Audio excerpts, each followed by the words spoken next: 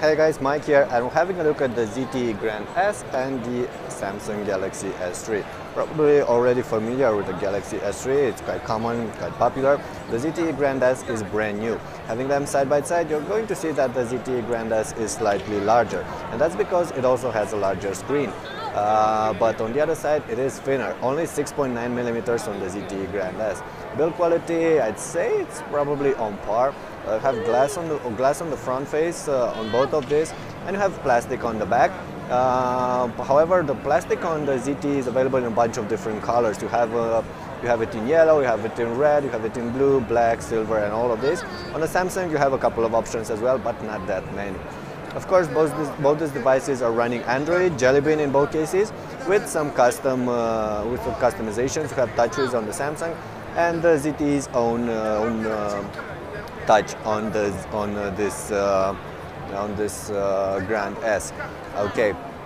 In terms of screen sizes, well, this is a 4.8 inch screen on the Samsung 720p panel and an AMOLED display, while on this one is of course the 5-inch screen with a 1080p panel. So pixel density is going to be better on the ZTE. I think it's going to be crisper, like small text and all these fine details. The hardware, like I said, quad-core processors on both of these devices. Only it's a Snapdragon S4, a newer Snapdragon S4 on this one, clocked at 1.7 GHz, and only a 1.5 GHz, if I reckon correctly, Exynos processor on the Samsung. So this should theoretically be slightly faster, although the Samsung is pretty snappy as well. You can see that switching between apps is very smooth on both of these devices. And one more thing I should add, on the back you have cameras on both of them.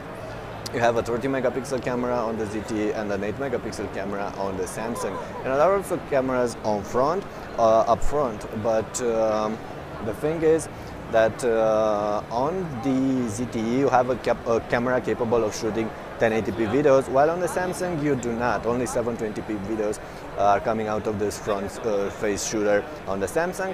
And one more thing, this is actually the final thing I should add, is the battery size. On the Samsung, you know that you can easily remove the battery, remove the back panel and access the battery. And on the ZTE you can't, so it's embedded. But on the other hand, the ZTE has a very small battery, only around 1800 milliamp hour, while on the Samsung it's about 2300, something like this. So probably the ZTE is going to have a pretty poor battery life, which is quite of a bummer from a device like this. So ZTE went for a very thin body, but they did sacrifice the battery life for that, and I'm not sure this is really a winning approach these days. Okay, that's about it. For now, Samsung is available. The Samsung is available in stores. The ZTE will be available later on. It will come in with an LTE versions for the US as well.